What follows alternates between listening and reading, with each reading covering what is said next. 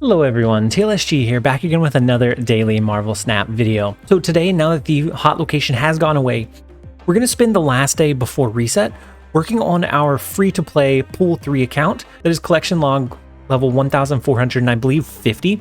We have 7 collector's reserves to unlock, and for those of you that may not have seen any videos like this before, I've done a series where I did a free-to-play account. Each of our mystery cards that we pull into Pool 3, we pick one of those mystery cards to build around with all Pool 2 cards. And the idea is, if that is your only Pool 3 card, how can you build a Pool 2 and Pool 1 build around that card to match up against these deep collection Pool 3 accounts? And so let's go ahead and unlock a couple of these collector's reserves, see if we get anything that is just impactful, big enough to build all the way around. We get Death.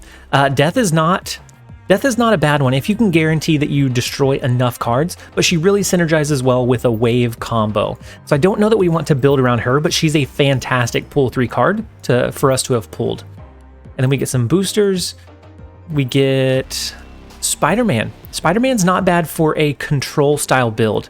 We may look at doing something like that. We can always do a Spider-Man into a Professor X to more easily lock that down. We may go with a control style build focusing around Spider-Man. Let's see if we get anything else before we jump in and commit to the Spider-Man build here. And so we get gold, and then we get a pixel variant of Korg. And so not a brand new card. It does look like we're going to build a deck around Spider-Man. Give me just a second. I'm going to jump over into the deck draft, tweak in a few things, figure out the best way to build this, and then we will jump into the games. All right, so we ended up drafting a deck, and with Spider-Man, your end goal is going to be control. You want to have tempo and power advantage early. That way, on those last couple of turns, you can really focus in on controlling where your opponent can drop their power and making sure that you maintain your power advantage. And so with Spider-Man, on reveal, your opponent can't play cards at this location next turn. So this is typically not great to drop on 4, except for a few scenarios. Where I really like to drop this card is on 5, because if you drop it on 5, that locks the opponent out from that lane on the very final turn, so you can know pretty well, unless they have something that can push power out to those other lanes, you know pretty well how much power you need to win that location. So similar to a Professor X, if this is initiated correctly, or if it's initiated well, then you can pretty much win the game at that point. And before you jump in, the biggest thing to know about control decks is that once you force your opponent into a losing position, a lot of times it's going to end in a lot of retreats. You're not going to see the very end of the game very often, or as often. So a lot of times you want to snap a little bit more aggressively or a little bit earlier. But as you're getting used to the deck, I would say try it out, feel it out, and then once you get comfortable with it, then start playing a little bit more aggressively with your snaps when you know that your combo is going to go off. And so the main idea of the deck list is the first half of the game, we're playing tempo. We're building around Angela. We have our 1-cost minions in Sunspot, Iceman, and Nightcrawler. We have Scorpion as a way to negatively impact their cards that are in their hand. We have Armor to protect our 1-cost cards, because there are still quite a few Killmongers that kind of roam around from time to time.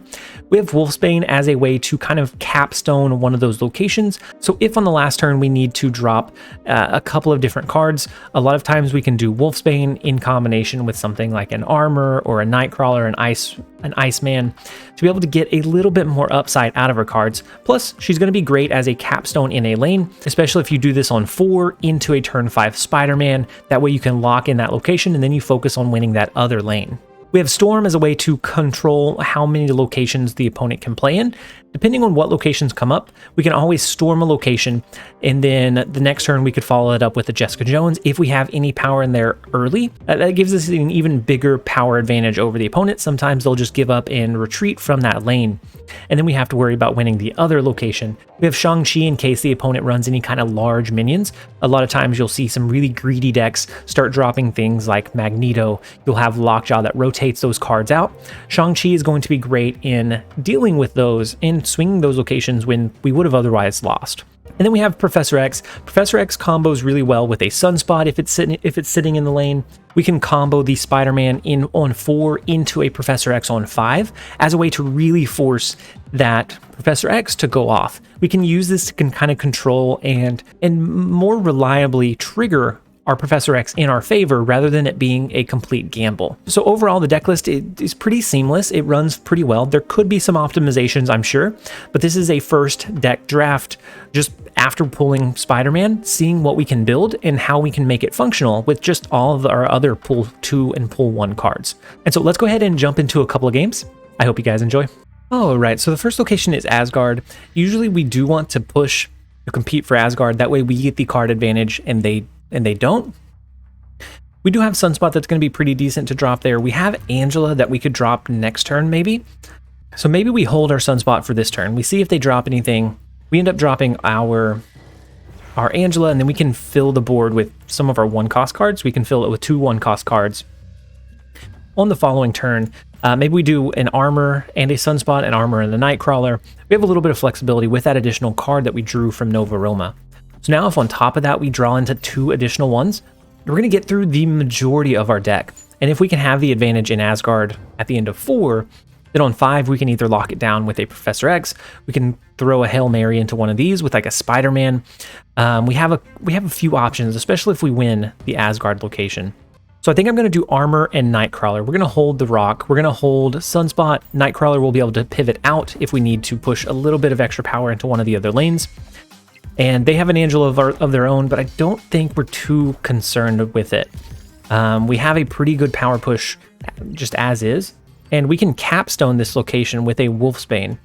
We can drop Sunspot into Subterranea, and then next turn we can actually pivot away. We can drop our Spider-Man into Subterranea, and then that will let us know where and how we need to push our power on that final turn. So let's go ahead and lock this one in. I feel confident enough that I think we're going to snap. I was confident enough that it was going to scare them off. And so we would have had this one locked down pretty heavily. Spider-Man would have been great in Subterranea. Since we already had a pretty big lead here, they probably would have given up at that point. Or we could have reinvested power if we had won Subterranea after turn 5 with the Spider-Man play. Let's go ahead and jump into another one. That's a bit of the kind of aggressive snapping that I was talking about. You need to be able to do that early or else you're just going to get a lot of 1-cube wins. And so let's go ahead and jump over into the next game. All right, next up we have Wise Guy. And if we get Storm in our hand, Necrotia is going to be pretty decent for us to play into early and then change it later on. Baxter Building is going to be decent as well. Since we don't have Storm in hand, I think we're going to start investing into Baxter Building. We can do our armor. We can then drop either Sunspot and Scorpion. We can drop a couple of cards there following up on this turn to try and find that win condition. Maybe we drop Sunspot on 5. We can then drop a... Ooh, so after turn 4, each of the locations are going to switch positions. So that could be bad for this Necrotia lane, potentially. I think we're still going to lean in for now. And then we know that we need to push one of these other 2 lanes to get the Baxter Building bonus. A lot of times the Baxter Building bonus can be substantial enough. It is only a 3-point swing, but if you win it versus the opponent, it's technically a 6-point swing in or against your favor. And so that's 3 ongoing cards that they have dropped in a row. That tells me that they're probably running an ongoing deck list. Now, I don't have anything to deal with any of their cards until they get Spectrum buffed, but I still feel confident enough. That we're going to be pretty well off. Let's do the Angela and the Iceman into the Starlight Citadel, and then we can kind of look at maybe our next play position. And so after this turn, the locations are going to switch positions. And so Necrotia is in mid, which does hurt them a little bit. It hurts us a little bit more because we have more cards than they do there. We have Sunspot that's going to absorb some power over time. We can always change this location with Storm, but I don't know that that's the most beneficial thing for us. I almost think maybe we skip here. Or maybe we play Jessica Jones into Necrotia. They can't play any more cards here with Warpath unless they want to lose this bonus. They can't play into the Baxter Building. So I'm actually okay with that. I think with the Baxter Building being kind of blocked off, I think we're all right. We can play Jessica Jones. We can skip next turn potentially, depending on where they drop their cards. If they're going to abandon the Baxter Building lane, we're fine with that. And so they drop a claw. Ooh, they drop a big claw, which is not what I was anticipating. So now if they drop their Spectrum here, it's going to give another 2/4 power. So it's going to bring them up to 15. So we have 4 that's coming in. So it's going to bring us up to 11. And then we can have 6 more coming in. So it's going to bring us up to 17 in this location if we skip with all of our energy this turn. And I think we do. I think we just pass. That's pretty reliant on them not investing over here. If they invest over here, then we lose this location, but it's a read. This looks like a very straightforward Spectrum list. They would have to be very, very confident that we're not going to play anything to play over into Baxter Building instead of dropping their Spectrum into the left-handed lane.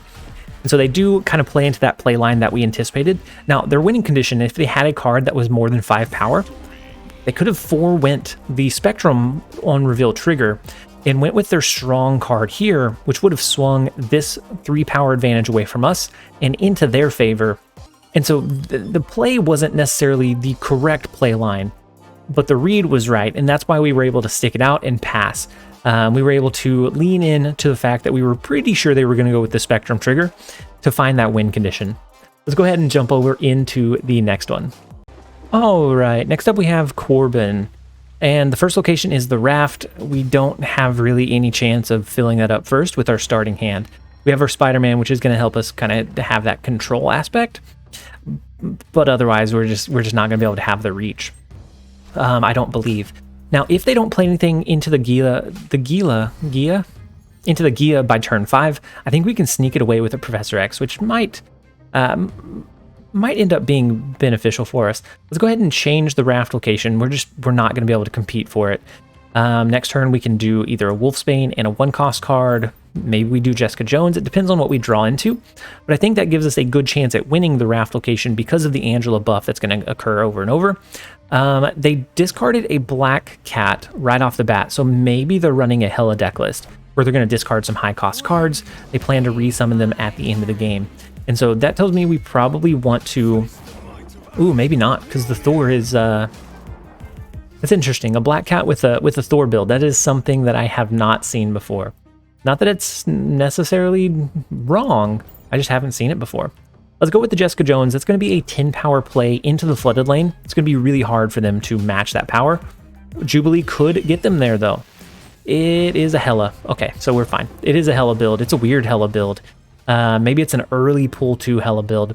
And so we do have the advantage in flooded lane. We're going to lose Kunlun pretty heavily. But let's play the safe path here. They've already resummoned their cards with Hella.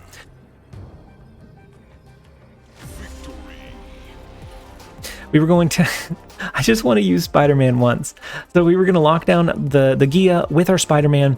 That would let us know whether it was going to be safe to maybe drop a Scorpion and a Wolfsbane. Maybe it was going to be safe to drop a couple of other cards. Maybe we do a Professor X if we were afraid of them going wide. It just gave us a lot of flexibility in that final turn play. And they ended up retreating, which is inherently one of the issues with the snap mechanic and a control deck list, is that you're going to have a lower average cube gain, because a lot of big cube games come from a last turn element of surprise rather than actually forcing your opponent's hand. So let's go ahead and jump into one more. Maybe we can get to the end of the game. Credit cards. Goat Napper hasn't played anything as of yet. We have a pretty good wide power spread, and if this pulls into their Spectrum, that takes a... All right, so next up we have Wolf, and in our starting hand, ooh, we get Superflow, we have Angela, we have Sunspot, Scorpion, so a good early game kind of curve that we can play into. We're going to drop Angela into the far right lane. If we draw into Storm next turn, then we can actually change this location before it even reveals, before it has a chance to negatively impact us. And so we're going to hope that happens. If not, then we do have a Scorpion and a Sunspot. However, wow. 1 out of 8.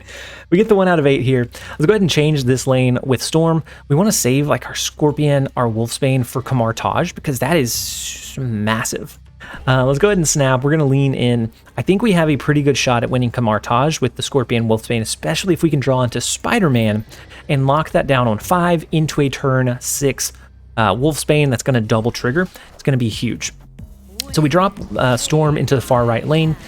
That's going to give only one more turn to be be able to play cards there. They drop a Deathlock, which is pretty big. They're able to make some decent usage out of it. But we get Jessica Jones, which is the perfect top deck that we could have asked for there. We couldn't have asked for a better top deck. That's a 10 total power push on turn 3, because it's going to be the 8 from Jessica Jones and the 2 from Angela. Now, yes, Jessica Jones would double trigger in Camartage if we dropped her there, but I think it's more important to make sure that we lock down this flooded location than it is to get the double trigger from Jessica Jones. It does turn out that it would have been fine to do the Jessica Jones here. Oh, and then we get Spider-Man. This is the game, guys. This is the exact game that we need. Let's go ahead and lean in to this early. We're going to do a Sunspot, a Scorpion, and then on turn 5, we can drop our Spider-Man. That's going to restrict what they can do here. They've already dropped their Moon Girl, which tells me that they're going to want to drop some kind of Devil Dino. I think between a double trigger of a Wolfsbane, I think we can overcome that power. That's going to be a 13 power Wolfsbane. And then we have some extra energy to skip with. We have some extra energy already in the lane. Ooh, no, they dropped the Devil Dino early. Oh, that's massive. Now we need a Shang-Chi to have a chance of winning here. We do have a couple of turns to draw into it. Shang-Chi is going to be our lifesaver. Oh, that's not it. Oh, no. Okay. All right. Do they drop their second Devil Dino into the Superflow this turn? You know, I don't think it matters, right? Because if they drop their second Devil Dino and we draw into Shang-Chi, we can just swing this location. If not, we're out of luck. The 25% chance. We have climbed all of this way. We're looking for... Ooh, there is that second Devil Dino. And a Nova. Okay. They may have a Killmonger. We need Shang-Chi. The 1 out of 4... Dream. The Dream is dead. So this would end up being 14, 15, 16, 17 extra power.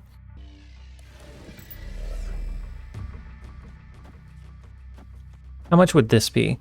This is going to be 3, 6, 7, 8. I'm going to use my finger. It's going to be 15. Okay. Well, if they don't have anything that reinvests more cards, then I think we have the win condition in the Superflow. It's going to be tight. We're going to let it play out anyways. They have a Killmonger, which does kill our Sunspot. It buffs up their Nova, but that's fine. It takes out a little bit of their power in the Superflow, which is what we needed. We weren't competing for Camartage anymore. The Nova kind of gave us a hint that they might have a Killmonger. And so our Wolfsbane is actually going to be able to reach up over that Devil Dino. That one was a tough one. We are going to go ahead and end on that game. We've seen a lot of retreats. We've seen a lot of really good games. Overall, the deck has felt pretty solid. But there are some games where you really have to try and find that win condition with the tools that you have. And this one was absolutely one of those games. And so I hope that you guys enjoyed the video. If you did, make sure to give it a like and a comment down below. As always, this has been TLSG. Later, guys.